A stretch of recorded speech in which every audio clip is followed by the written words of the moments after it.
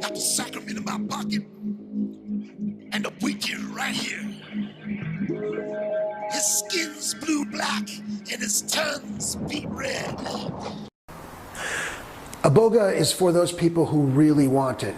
This is not for a relative that you want to talk into it, or a loved one that you want to talk into it. The first thing is you've got to really desperately want to do this, because this is a difficult experience.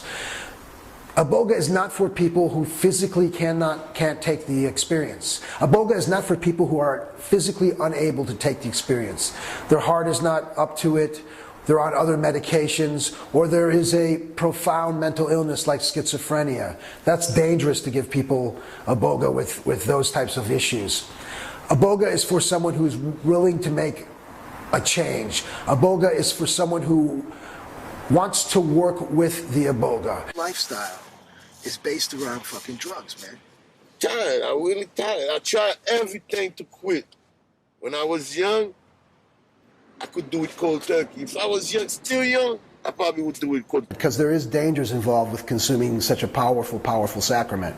Between you and the world, between you and women, between you and philosophy, between you and poetry, between you and books, between you and a career, with children, all that shit. If you guys take this, and drug users in particular are not forthcoming with information because they're worried about being excluded, and they're just sort of used to not being forthcoming just for the nature of consuming an illegal drug. So that was something that was really difficult early on in my practice. I got duped a lot of times. When's the last time you injected? I'll go with you. This morning. This morning? Yeah.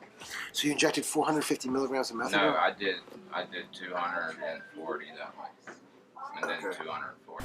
What happened in Canada was that it was early on in my treatment. That's a perfect example. I agreed to let the brother come along, the second young man come along at the last minute. Please give me everything you have. I'll respect it because it's yours, it's your property, but I need to have it. Because once you're under the influence of Ibogaine, you're not going to be able to make rational decisions. That's how people die. And I didn't realize that he had been consuming large amounts of benzodiazepine, and I didn't realize that he was injecting the methadone. He wasn't forthcoming on the phone interviews, and I didn't have a chance to really talk to him. My methodology wasn't great. That screening process wasn't great. You want to stay here for a while?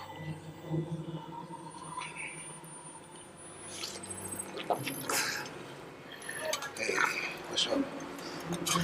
Hey, hey, hey, hey, hey, hey, hey, hey, hey, hey, hey, hey.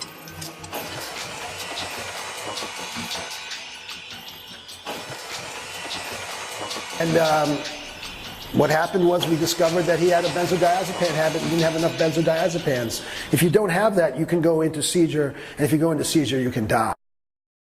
I've compared it to giving birth in terms of difficulty. The process is incredibly emotionally, physically, and spiritually draining. And so we want people to know when they're getting into it that this is going to be a rough ride, because you don't want them coming in with too little information. Sometimes they get too much information from the internet and so forth, and they're coming and they're expecting, to see all the archetypes of their life, the creation and instruction of the universe, and they'll slide through it without any pain. The reality is far different from that. So we want people to be informed. With children, all that shit.